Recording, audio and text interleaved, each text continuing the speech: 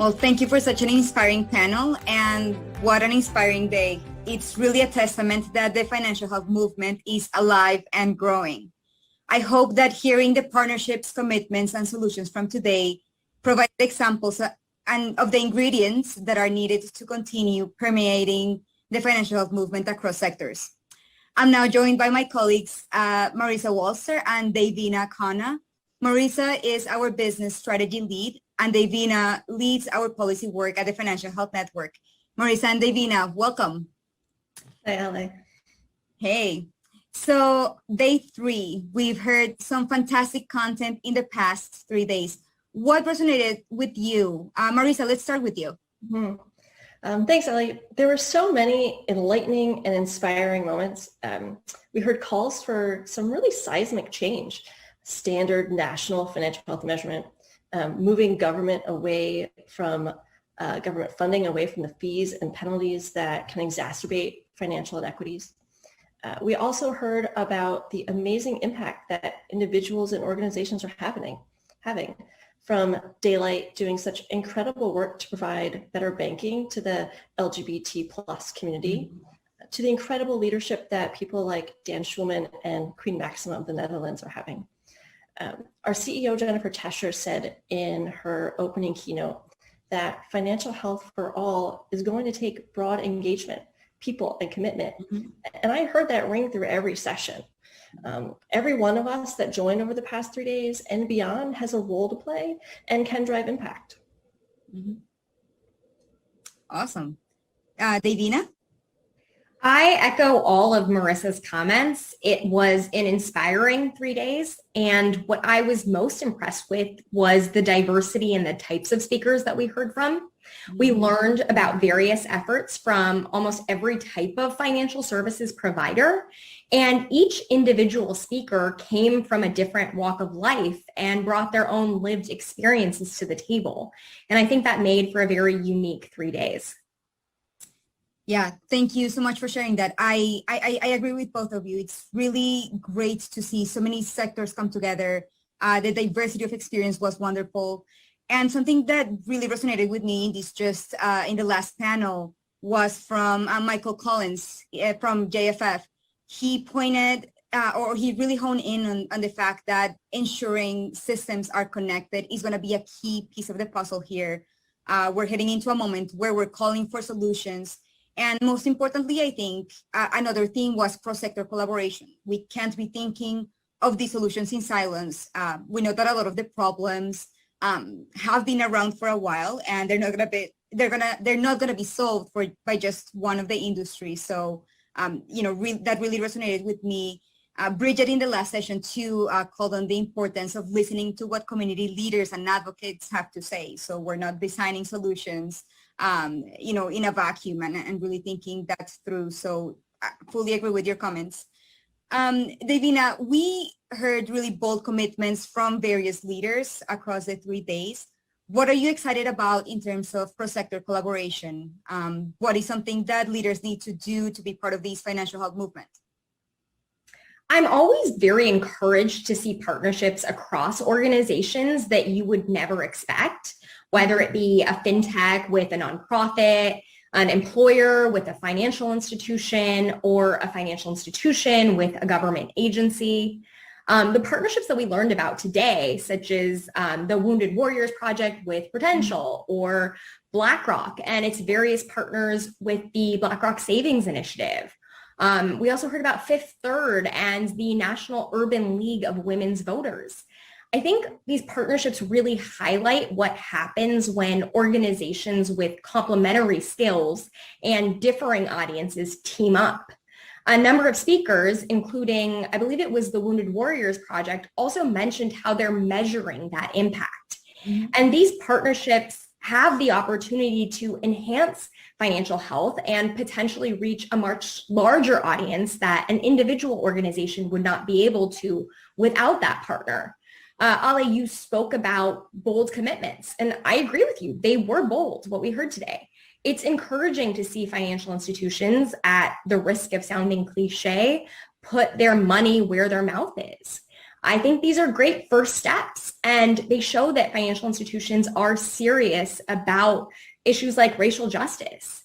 I'd also be interested to see how these financial institutions are measuring impact. It would be great to revisit these commitments 1 year from now and to ensure that these commitments lead to long-term results. How are these organizations measuring impact? I think that's really important.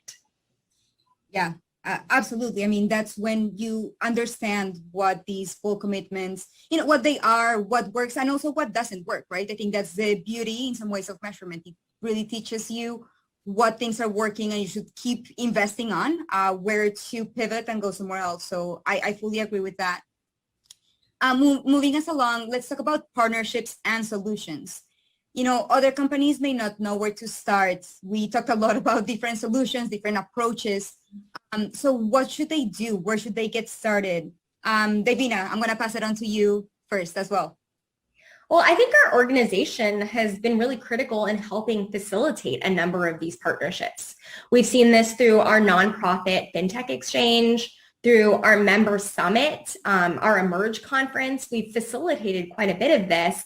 I know that networking is tricky during a pandemic when we don't have our in-person conferences, but I think that sessions like this, what we've held in the last 3 days, and the Emerge conferences we've held before show that networking and engaging can happen in a virtual environment too, particularly for organizations that have differing skills.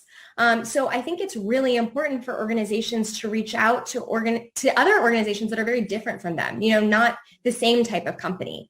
And if you're not sure where to start, and this is something you're interested in, and you don't know what the first step is, reach out to us. I mean, we have really great membership folks. We have some really great staff that are willing to help and to help facilitate this, or even just to brainstorm and throw out these ideas. Yeah.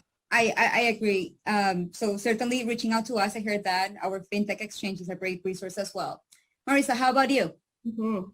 Davina mentioned the importance of measuring impact, and you certainly can't do that without data. Right? Data is so important. So little happens today without data. You wouldn't run a business without data. You wouldn't even run a marketing campaign without data today. And so we really need to start thinking about financial health and financial health data in that same way. And there are really a growing number of great tools out there that can help. Our own FinHealth Score toolkit and Attune, which lets you easily collect and benchmark financial health data of customers and employees. But that data collection is really just the tip of an iceberg. Creating a vision for the role you want your organization to play in financial health impact. Building an infrastructure of people and processes to support that, using that data to manage performance, and really delivering on solutions at work. This can take a real transformation in mindset and strategy. Ellie, as you know, earlier this year, we launched our FinHealth Map. It's a maturity model framework and assessment tool really aimed at helping organizations navigate this, trying to make it clear and actionable, because we know that this type of work and these transformations are not simple or easy. But no one should have to go this alone. We're all here collectively together. So in addition to collecting data, I also suggest that you all join us for our bonus day of Emerge Financial Health on June 23rd. We're going to get really tactical. We're going to go deep into the map and how to have impact. We will hear from leaders from across the financial services industry, giving insights into the tools, the teams, the processes, the solutions that work. I know I am super energized by these past 3 days, and I'm sure everyone else is too.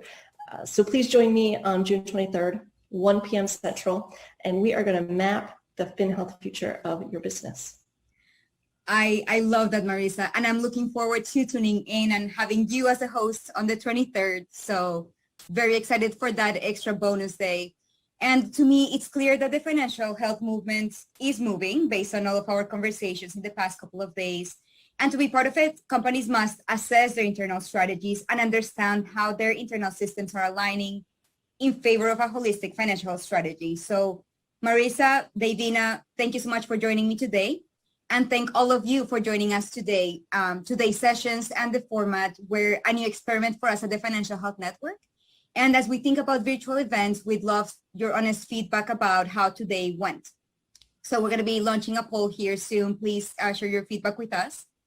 And as we close for today, I want to invite you to join us for our last day on Emerge. I hope that Marisa already convinced you to join us on June 23rd from 1 p.m. to 3 p.m. Central Time. This is going to be an opportunity to understand how your organizations can develop comprehensive financial health strategy. During these sessions, we're going to get details on how companies are integrating their financial health into their vision, into their infrastructures, into their performance. So understanding how they're doing their measurement strategies and how they're building solutions. So this is going to be an extremely informative day. Please join us. We'll see you on June 23rd.